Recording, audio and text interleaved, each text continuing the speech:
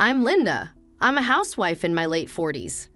I have 2 daughters, Sarah, a sophomore in college, and Emily, a senior in high school. Both my family home and my in-laws' home are in the countryside, and my husband David is the second son. From an outsider's perspective, it seems like I have an easy life without the typical mother-in-law troubles which they envy. But all I can do is give a wry smile in response.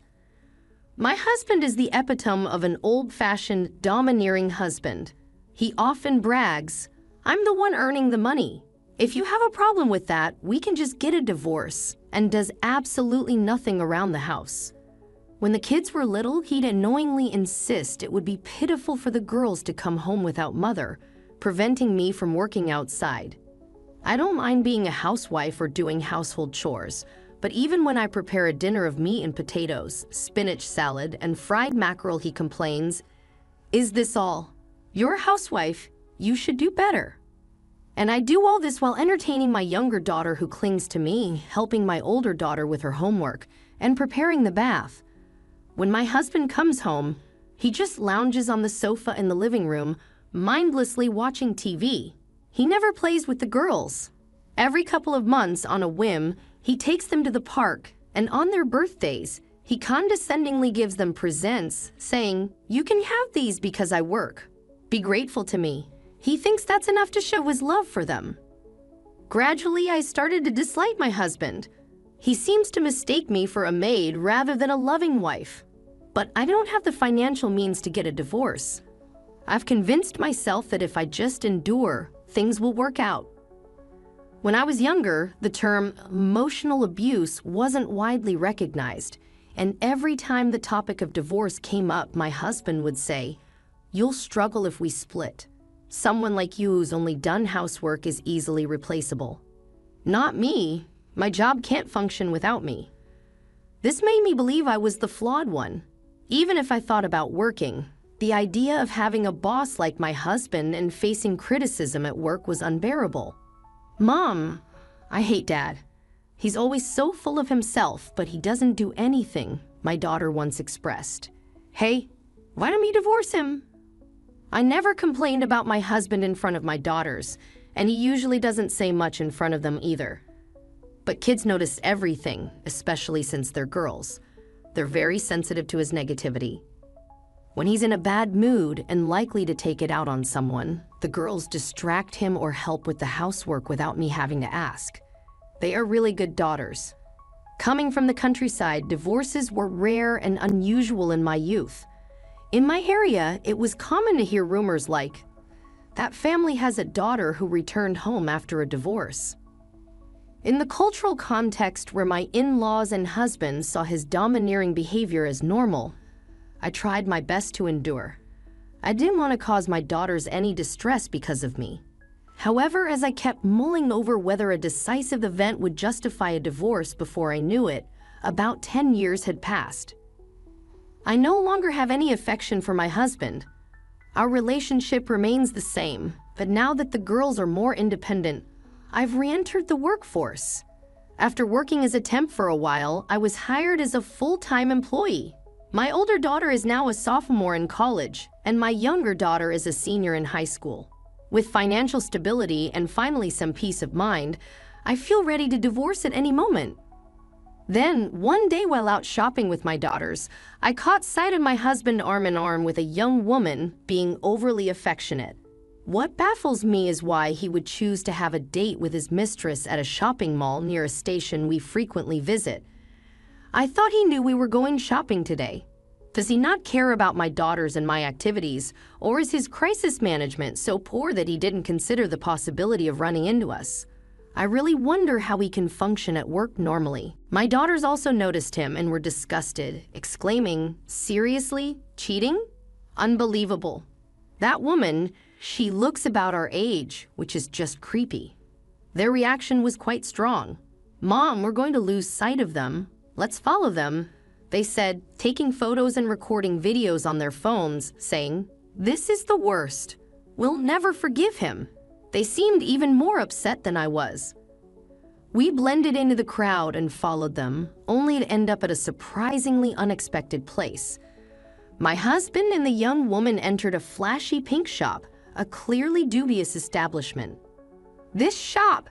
Isn't this some kind of adult club? Not just a regular nightclub, right? Yes. It seems so gross, Mom. You have to divorce him. We need a family meeting today. I don't even want to call him a dad anymore.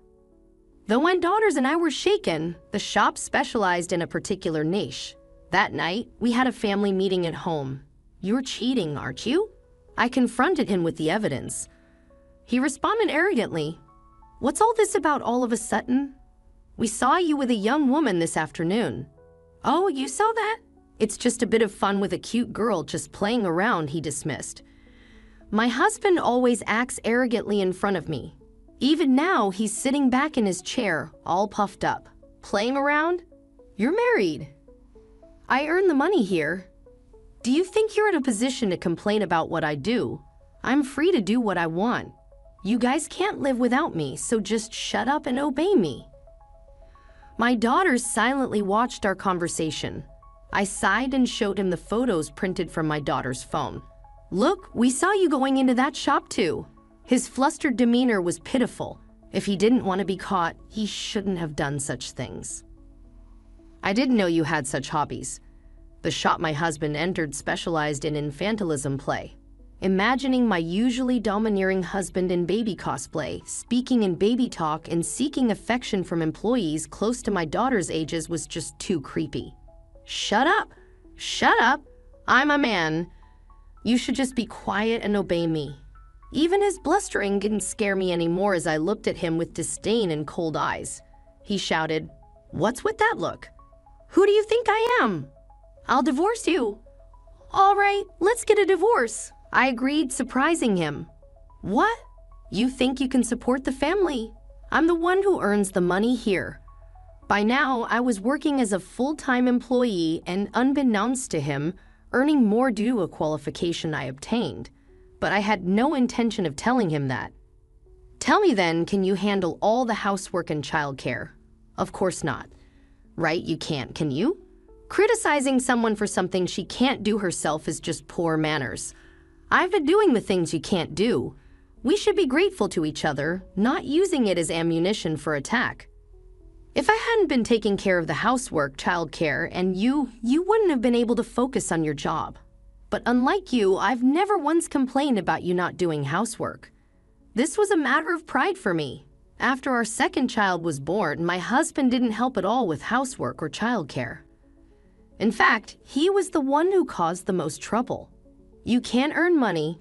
Anyone can earn money if they work. But trust and family bonds can't be bought with money. They require time and effort to build, something you never bothered to do, I asserted. My husband finally fell silent. Perhaps he was unsure how to react since I was not backing down like I usually do during our arguments. It's only natural considering I've always been the one to clean up after our fights. But it's over now, so that's it. We're getting a divorce. I told my daughters, then my husband exclaimed, Hey, I'm taking custody of the kids. You, the one who never did any housework or parenting. What do you plan to make our daughters do? All the chores? Well, they're girls and I'm a man. It's time they learn some bridal training. I'm appalled. So once I'm no longer your maid, our daughters are next. Dad, I'm going with Mom. If it's between living with you or Mom, it's Mom hands down. Why would we even consider choosing you? My daughter retorted, Me too. Why should we live with you? What kind of punishment is that? You just brag and do nothing at all. If you go with your mother, you won't be able to earn money. You'll see the hardship. You won't be able to pay for college. If you only graduate high school, you won't find a good marriage partner. You'll just end up living in poverty. My husband continued. Are you kidding? You think a woman's future is just about getting married? I interjected, but my husband's attempt to persuade them was completely counterproductive. He didn't even realize the girls were utterly rejecting him, let alone understand why. Right? Of course, I'll be expecting child support and alimony. We're divorcing because of your infidelity and years of emotional abuse. And I'm working too. Why you assume we'll end up poor? You're destroying our family. You'll regret this. I asserted. Destroying the family? That would be you. I've tolerated more than enough, and I do have regrets. I should have left you sooner, I declared, having gathered evidence of his emotional abuse in preparation for this day. I kept a diary, recorded him on my cell phone, and saved all our text messages. I was fully prepared. So my husband and I divorced. When he started to make a fuss during the divorce, I hired a lawyer. Since he tends to be submissive to authority figures, things proceeded smoothly afterward. We sold the house and moved into different apartments. We received child support in a lump sum from the sale of the house, so there's no need to contact my ex-husband anymore. If we ever need to contact him, we'll do so through our lawyer, warning him that if he contacts us directly, I'll show the evidence of his affair to his parents. Then I heard a rumor that my husband got arrested. Turns out the woman he was cheating with wasn't interested in him at all. She was just a sex worker, and their relationship was nothing more than that of a client and a worker. Despite this, my ex-husband persisted, showing up at the club, saying, "There's nothing in our way now. Let's get married." He disrupted her work, insisting she's his woman and pleading with her to quit her job and do housework for him. He even found her apartment and showed up at her place. After repeated warnings, he didn't stop, leading to a scuffle with the club's security guards and his eventual arrest for severe stalking. The woman, traumatized by the incident, quit her job and disappeared back to her hometown to avoid a criminal record. My ex-husband paid a settlement of $110,000, but his arrest became known at his workplace, leading to his resignation. He's been unable to find another job and is living an unemployed life, drained of energy, serves him right. As for me, my younger daughter got accepted into college, and both my daughters are enjoying their university lives. I've been promoted to a position responsible for training new employees at my workplace, progressing smoothly in my career. My salary has increased and we celebrated together. As soon as I divorced my husband, everything started going well for me, and I finally grasped happiness.